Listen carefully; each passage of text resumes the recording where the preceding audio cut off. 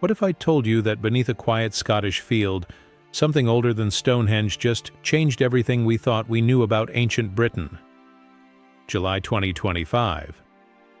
Archaeologists in Scotland expected a routine dig. Instead, they uncovered something that shouldn't exist. A massive wooden structure built by people who weren't supposed to be capable of this. And here's the part that makes no sense. It's been hiding in plain sight for 6,000 years. By the end of this video, you'll see why this discovery is flipping history books upside down.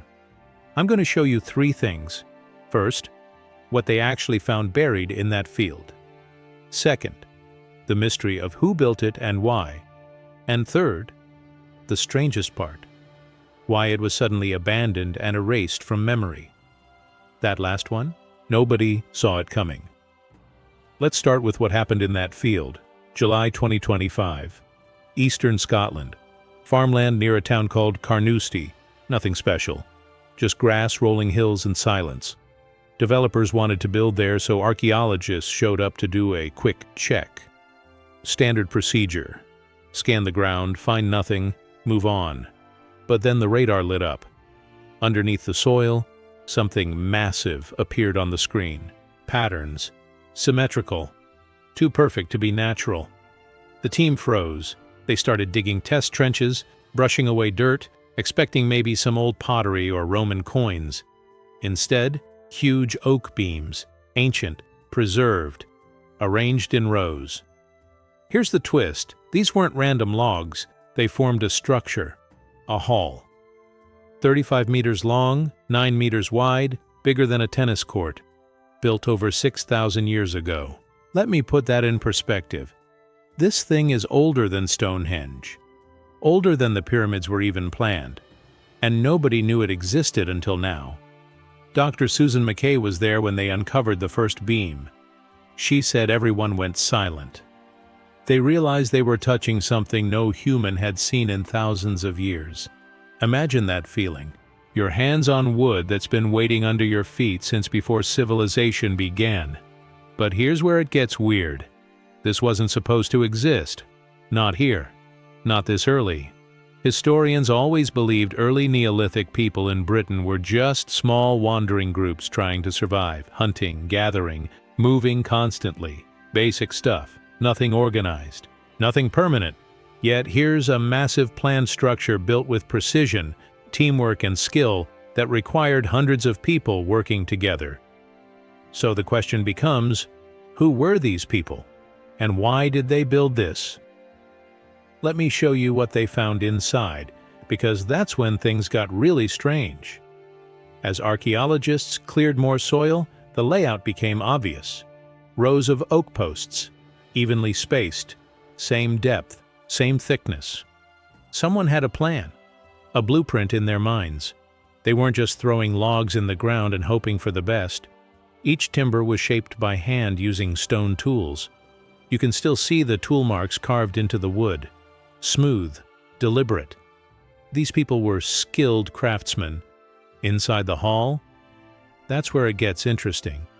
Central fire pits, charred earth, soot-covered stones. These weren't just campfires. They were communal hearths spaced evenly down the length of the building. Picture this: dozens, maybe hundreds of people gathered around roaring flames, talking, eating, maybe performing ceremonies. Next to the hearths, pottery shards, animal bones, grain remnants, clear evidence of feasting, big gatherings, special events. But here's the part nobody expected. They found shallow grooves and extra post holes, suggesting the hall had internal partitions, separate rooms, different sections for different purposes. Storage, private meetings, rituals, nobody knows for sure. And then there's the stone paving near the entrances. Decorative, intentional. These people wanted this place to look impressive, to mean something. Every single detail was planned. Nothing was random. Which brings us back to the biggest question: who built this? Radiocarbon dating gave the answer: 4000 BC, right at the beginning of Britain's Neolithic era. Now here's what makes this discovery so mind-blowing. Before 4000 BC, most people in Britain were nomadic hunter-gatherers. They followed herds, moved with the seasons, lived in temporary shelters, no permanent homes, no villages. But then something changed. Agriculture arrived, farming, crops, cattle, and suddenly people stopped wandering. They settled, built homes, formed communities, grew food instead of chasing it. This was a revolution, and the Carnoustie Hall proves it happened faster and more organized than anyone thought possible. These weren't primitive people barely surviving. They were planners, builders, organizers. Think about it. To construct this hall, you'd need hundreds of oak trees, axes to cut them, teams to transport them, leaders to coordinate everyone, architects to design the layout, builders with serious skill. That's not a small tribe. That's a civilization. But here's the strangest part. And this is the third thing I promised you. After all that effort, after building this incredible structure, after gathering there for years, maybe generations, they abandoned it, just walked away, forgot about it entirely. Why? That's the mystery archaeologists are still trying to solve. Was there a disaster, a war, a famine? Did the climate change? Did they just decide to move somewhere else? Nobody knows. But here's what we do know. This hall proves early Neolithic people in Britain were far more advanced than history books ever told us. They had social structures, leadership, shared beliefs, ceremonial traditions. And here's the really wild part. This might not be the only one. If one massive timber hall has been hiding under Scottish farmland for 6,000 years, what else is buried out there? How many more are waiting beneath fields, forests, and towns across Britain? Archaeologists are already scanning nearby areas. Because if Carnoustie can hide something this big for this long, chances are it's not alone. So the next time you're walking through a quiet field, remember, you might be standing on top of history. Something older than anything you've ever imagined, just waiting beneath your feet. Now you know what they found. You know who built it, and you know the mystery of why it. If this blew your mind, drop a comment and let me know what you think happened to these people. And if you want to see more lost history brought back to life, hit that subscribe button because, trust me, this is just the beginning. So we know they built it. We know when. But here's what nobody could figure out. Why?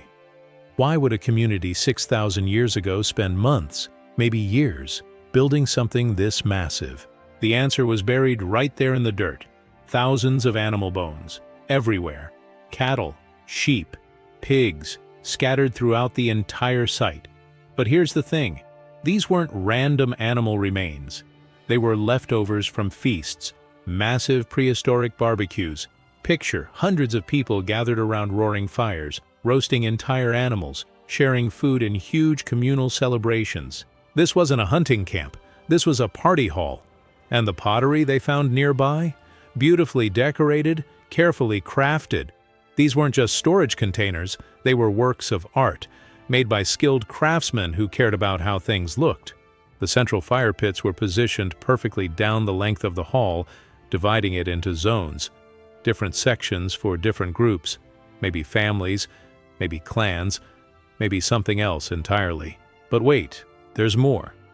Near the entrances they found stone paving, deliberately placed, decorative. You don't put fancy stone walkways at the entrance unless you want people to feel something when they walk in. Respect, awe, importance. This wasn't just a building, it was a statement. Some archaeologists think it served another purpose too: administration, governance. With this much space and this central location, local leaders probably gathered here to make decisions, resolve conflicts, plan harvests, organize the community. Others think it was ceremonial, rituals, symbolic gatherings to reinforce community bonds. The truth? Probably all of the above. This timber hall was the beating heart of Neolithic life. Everything important happened here. But here's what makes this discovery absolutely mind-blowing. This thing predates Stonehenge by almost 1,000 years. Let that sink in. Everyone knows Stonehenge. Massive stones, transported from hundreds of miles away, arranged with astronomical precision. It's one of the most famous ancient monuments on Earth. But the people who built the Carnoustie Hall were doing impressive construction nearly a millennium before Stonehenge even existed.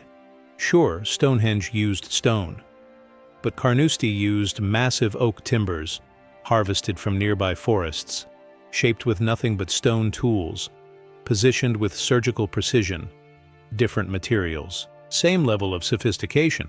And here's the kicker. Stonehenge isn't the only site Carnoustie predates. Avebury, those massive standing stones arranged in circles, came later. The Ring of Brodgar in Orkney, that sophisticated stone complex, centuries after Carnoustie. This discovery proves advanced social organization and monumental building happened in Britain way earlier than anyone thought possible. But it's not just Britain. Archaeologists have been finding similar massive timber halls all across Northern Europe, Germany, a 7,000-year-old timber structure near Leipzig, huge, sophisticated, internal divisions, Denmark, ancient timber longhouses, same time period. Here's what this tells us. Large timber constructions were everywhere during the early Neolithic period. This wasn't unique to Scotland. It was a widespread cultural practice across Europe. So why have we been obsessed with stone monuments and ignored timber structures? Simple. Stone lasts. Timber decays, disappears, gets buried under soil. Stonehenge is still standing because it's made of rock. But thousands of timber halls like Carnoustie rotted away and vanished, leaving almost no trace. Until now. Modern technology is changing everything. LiDAR, laser scanning from aircraft and drones. It penetrates forests, soil, vegetation, creates precise 3D maps of what's buried underground, and it's revealing secrets everywhere. In Central America, LiDAR uncovered vast ancient cities hidden beneath jungle. In Europe, it's finding monuments buried under fields.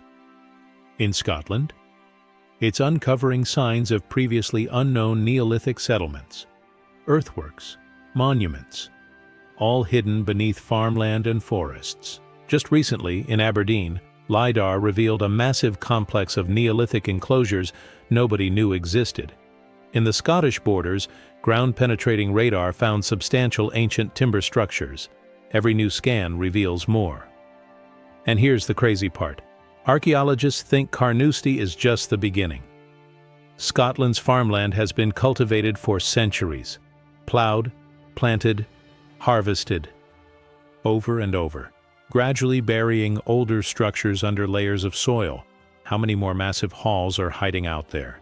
How many entire settlements are buried beneath quiet fields, waiting to be found? The answer? Probably dozens, maybe hundreds. Right now, archaeologists are planning new excavations near Carnoustie. LiDAR and ground-penetrating radar have identified promising areas just east of the timber hall. Possible additional structures, maybe smaller halls, maybe dwellings. They're going to dig, analyze soil samples, search for ancient pollen and seeds, figure out what the environment looked like 6,000 years ago. International experts are bringing advanced radiocarbon dating, microscopic analysis of pottery fragments, trying to unlock insights into Neolithic life and trade across Britain and Northern Europe. And they're working fast to preserve the fragile timbers already uncovered, conserving them scientifically so future generations can study them. But here's the question that keeps archaeologists up at night. Was the Carnoustie Hall unique? Or was it part of a network? Imagine dozens of these halls scattered across Scotland, connected, hosting regional gatherings, meetings of leaders, rituals that brought communities together. A whole hidden civilization buried beneath our feet. Every shovel of dirt brings us closer to the truth. Environmental data will show us how these people adapted to their surroundings. Ancient pollen, seeds, soil samples, all revealing how early Neolithic communities managed their environment successfully for centuries. Each discovery adds a new piece to the puzzle, and here's what makes this so exciting.